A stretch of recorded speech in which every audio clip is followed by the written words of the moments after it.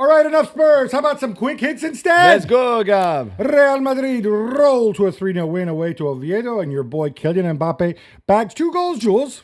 Yeah, 2 more goals. That's 3-2 now because he's obviously scored in the opening game as well of La Liga. Rodrigo started, which was the big news, and Vinicius on the bench. Mastantuono started on the other side, and I think I like the Mastantuono pick, to be fair. I know he's young and he doesn't do everything perfect, but in this game, he defends, he runs, he tries things all the time. I think there could be a very good understanding between him and Mbappe. Mbappe, like we said on Thursday, very much the leader of this team anyway. That first goal, pretty delicious. Yeah, it's good. It's a good ball from Arda Güler, but there's still a lot to do from Kylian. He looks sharp. He looks great. There was still not against an Oviedo team that is not very good, let's be honest, even at home. Not much from Real Madrid outside of the goals, and 2 came late as well. So Minute there's still a lot to do. the guy hits the post. Yeah. Not good. Yeah, I mean, only it's not 1-0 good up. at all. I think is Rodrigo starting. If you together, is this On the left as well. on the left Yeah. on his favorite position? Is this a proper audition? You think like down the road? Oh, I'm going to have Rodrigo and Vini compete for the job, or as some cynical people say, oh look, let me show the world that Rodrigo can still play. And by there, I thought he put in a lot of effort. Yeah. I don't think he was bad in this game.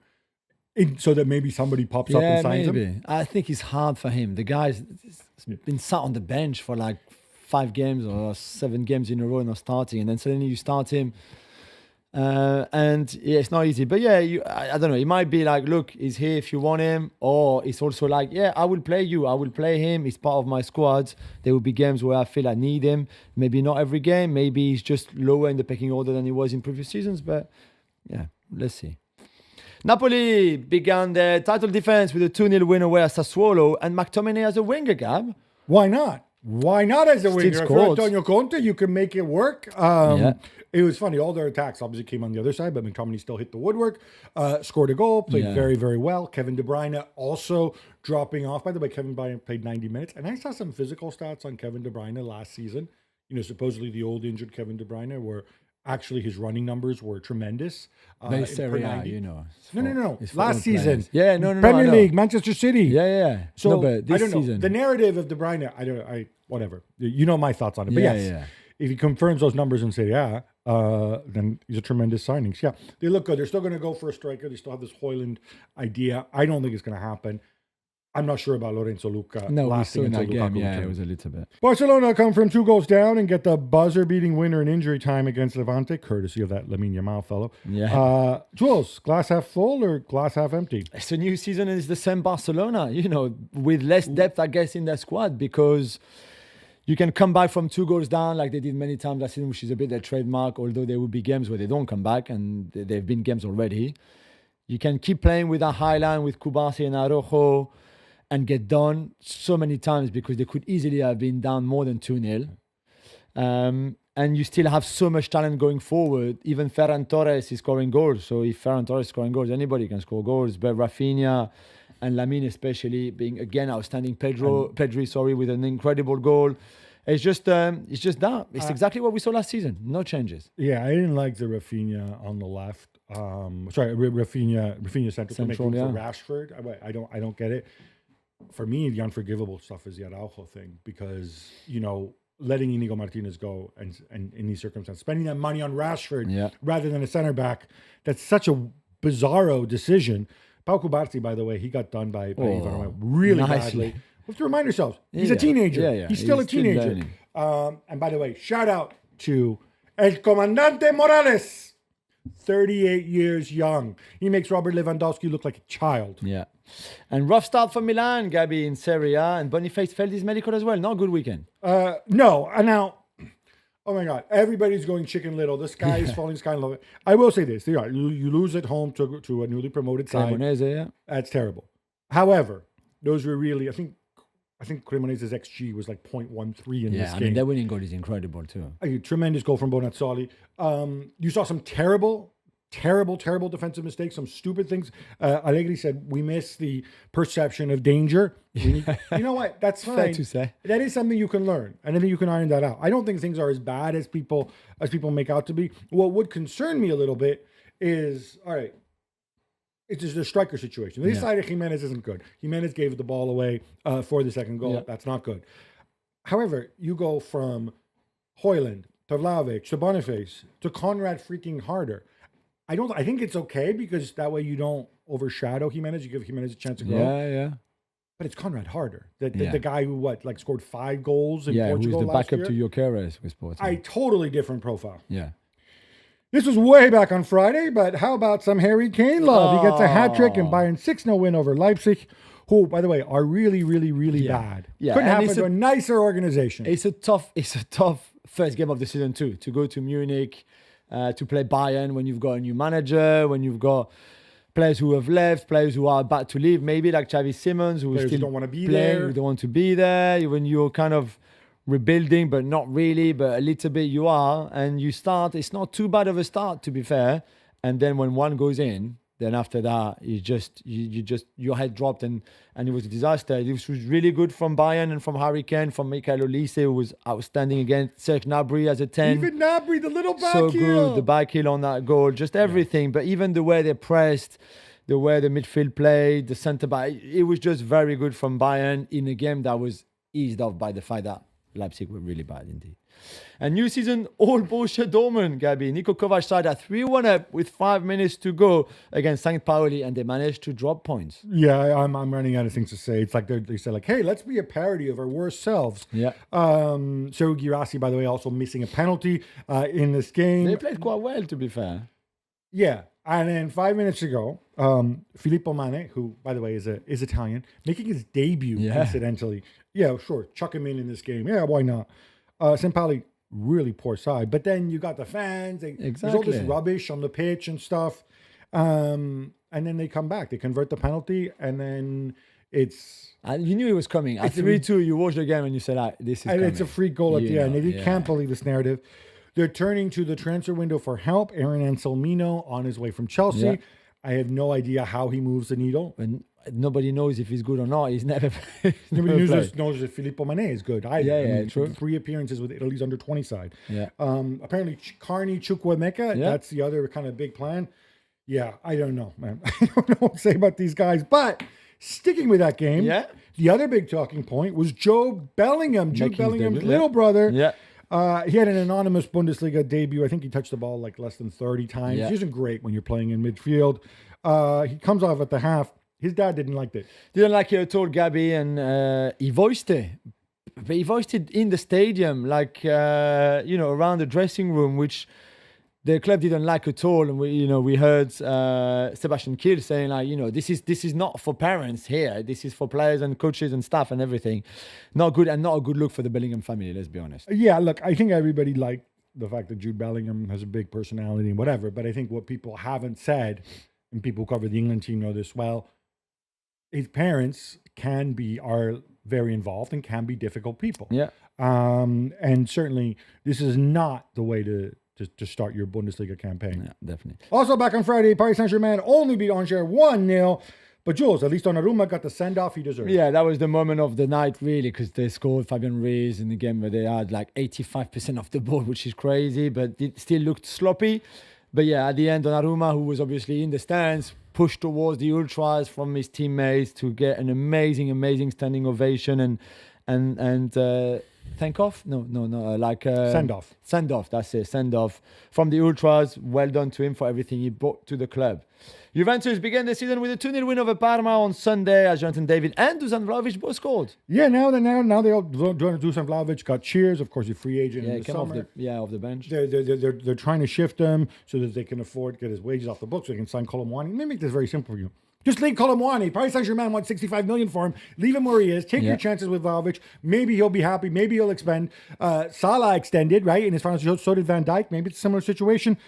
Sad to report, Weston McKennie racially abused in the post-game warm down by some Parma fans. The only living Sorloth in captivity opens a scoring, but Atletico Madrid are pegged back at home 1-1 by little Elche. Yeah. Jules, 1 point into for El Cholo. What's wrong with Atleti so far? Is it too many Italians? No, it can't be too many Italians. There's Of never course enough not. Italians anywhere. Just not working out. We said that after the opening game of the season where they took the lead and they look okay, and then it changed things at halftime. That didn't work out at all, and in a team that is already being rebuilt in a way with new signings that is trying to make click, and it's not clicking. It's not clicking at all. This game was poor, I thought, despite again taking the lead. So now, Worse, I thought, than worse than the first game.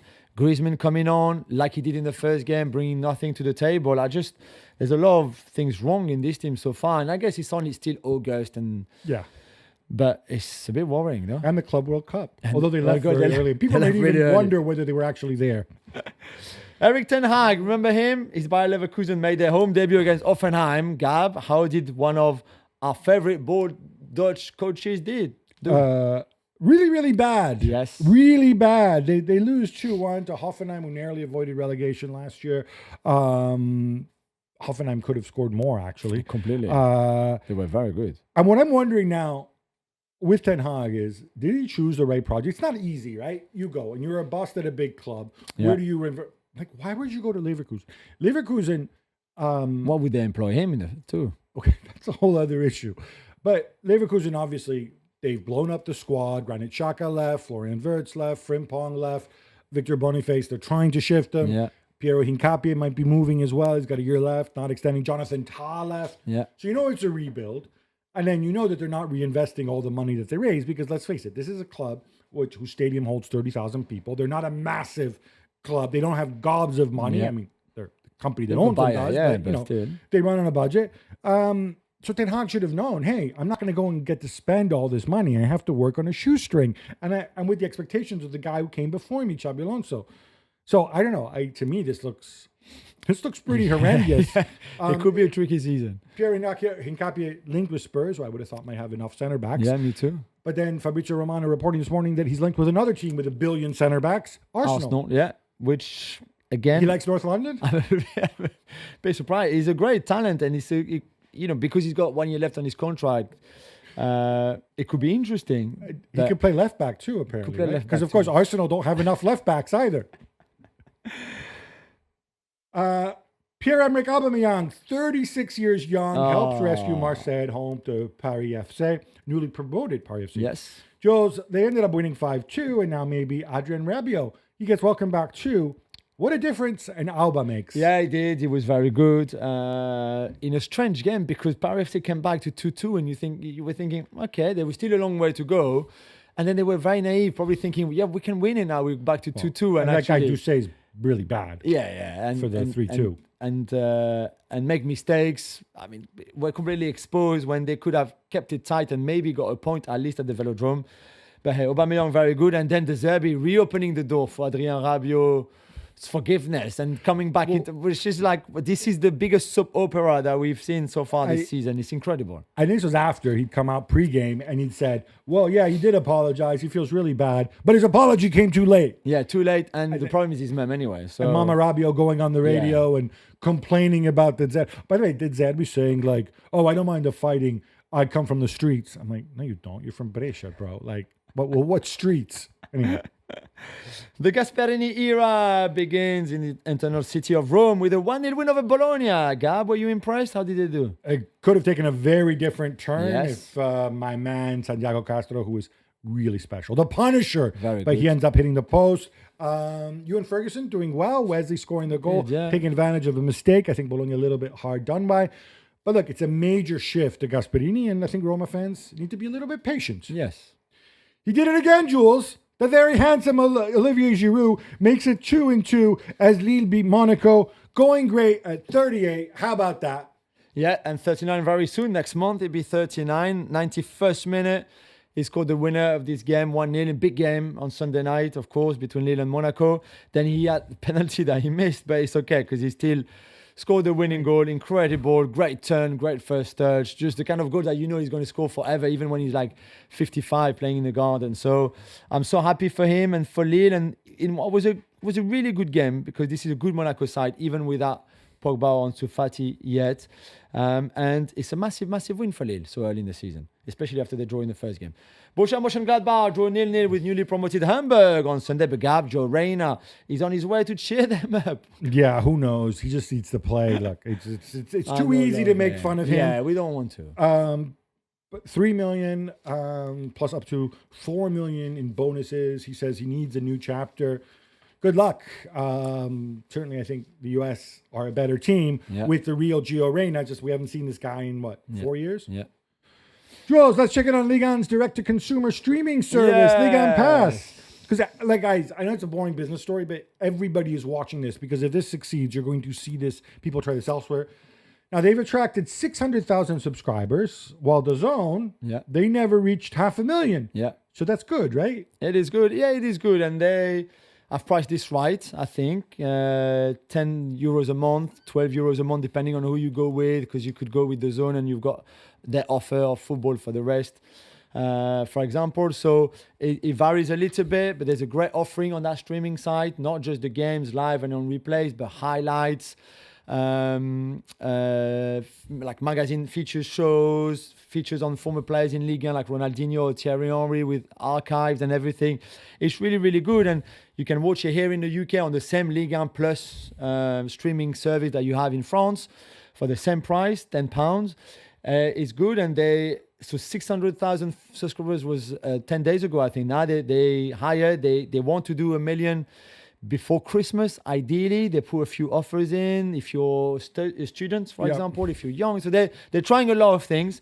And it's been quite well received. Their coverage has been decent, to be fair, with the people they have, the ex-players, the pundits, the magazines, everything. And they need this to work because obviously I think L'Équipe, they did a rundown of the money that clubs will be receiving this year. And it's, I think whoever wins the league is going to get 4.5 million, something like that. Yeah, no, it's bad. It's bad. So they need numbers. They need numbers. Como and my boy says Fabregas beat Lazio 2-0 as Nico Paz steals the show. Gab, he's been linked with a 70 million euro move to Tottenham, who are also looking at Monaco's Magnus Akliouche. Who would you take? Wow. That's a good question. I think there's more versatility in Nico Paz because I think he can even play deeper. I think he can play in a lot of different positions. Whereas for Akliouche, who can play as an 8, you still get a right-sided, left-footed attacking player if you want. And he's a bit older as well, not by 23, much. I think. But yeah, a little bit.